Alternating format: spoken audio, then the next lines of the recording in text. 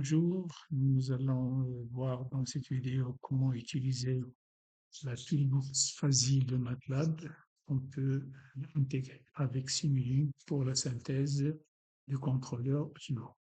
Donc, pour cela, vous allez sur une fenêtre commande Windows et vous tapez la commande Fuzzy. Vous avez donc une interface qui apparaît sous cette forme-là. Donc, vous avez ici donc, cette fenêtre-là qui vous permettra par la suite donc de synthétiser votre contrôleur.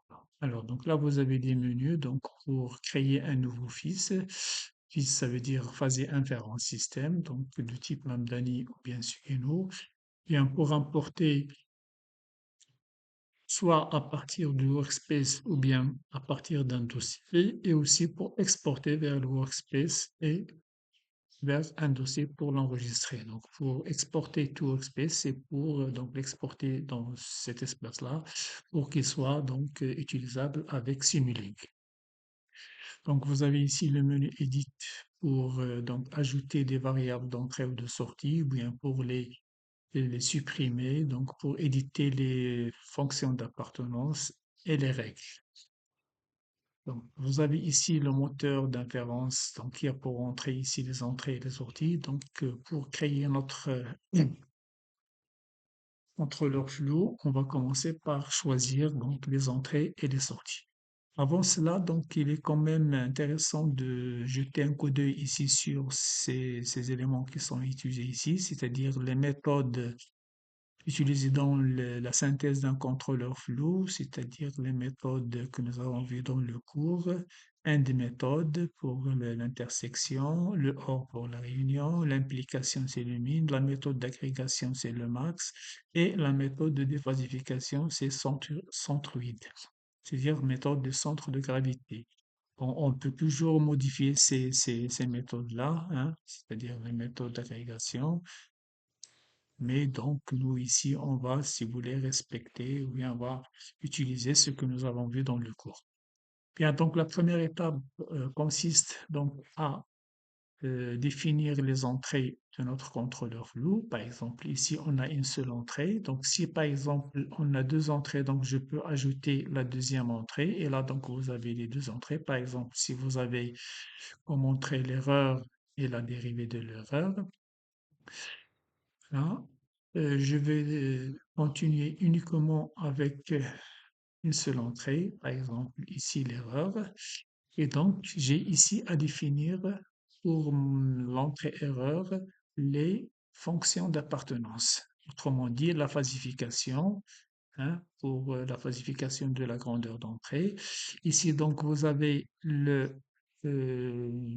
de discours, c'est-à-dire le range ici. Bon, par défaut, c'est 0,1, donc je peux le modifier, par exemple, moins 10, moins 10, 10. Voilà, donc, l'univers du discours. Et je vais choisir mes variables mes fonctions d'appartenance.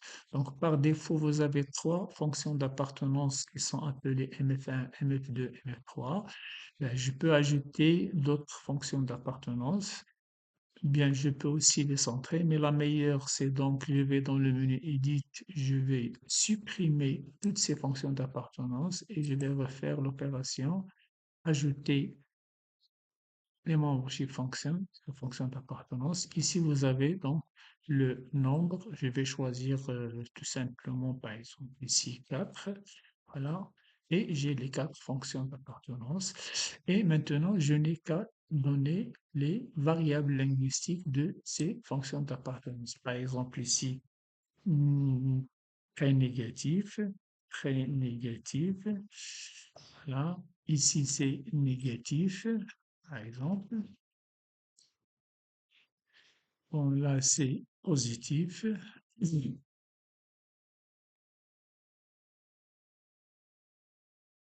Et par exemple, ici, c'est très positif.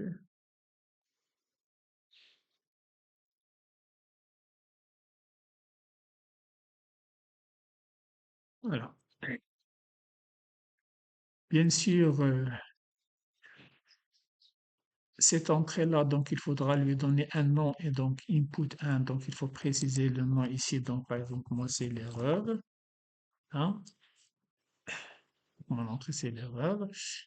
Et donc ici j'ai les membership fonctions, les fonctions d'appartenance pour l'entrée. Donc je vais faire la même chose pour la sortie, donc qui est la commande. Donc je vais supprimer tout et je vais ajouter mes fonctions d'appartenance. Par exemple ici je vais garder tout simplement 3.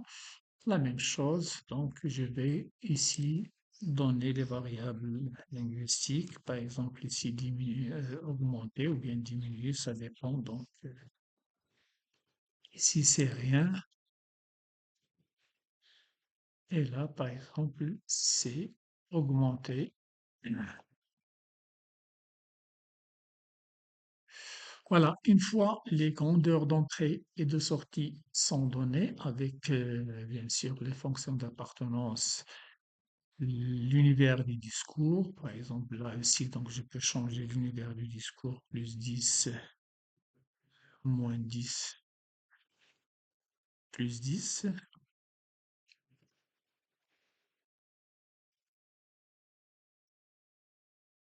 Donc, je vais maintenant éditer les règles. Donc, pour cela, je vais dans le menu Edit et donc éditer les règles. Voilà, vous avez donc cette fenêtre qui apparaît. Et là, donc, je vais introduire les règles de mon contrôleur flow. Par exemple, si l'erreur est très négative, alors la commande est augmentée. Là, donc je vais mettre add rule. Si l'erreur est négative, positive, rien, ajouter règle, ainsi de suite, très positif, augmenter, ainsi de suite.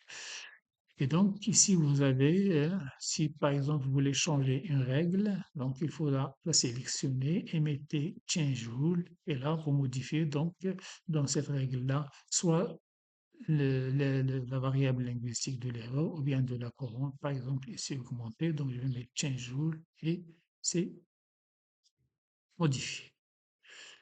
Voilà, donc une fois mon contrôleur est synthétisé, il faudra donc l'exporter vers le workspace, par exemple, export to file pour l'enregistrer. Donc, je vais l'enregistrer dans mon bureau. Par exemple, je vais mettre ici test, extension c.fils. Je choisir un autre environnement. Oui, parce que c'est pas sur le Windows, donc sur Kingston. Donc voilà, enregistrer. Et en même temps, je vais l'exporter vers le workspace avec le nom. Et là, il est sur le workspace ici. Et maintenant, je peux l'utiliser avec MATLAB Simulink.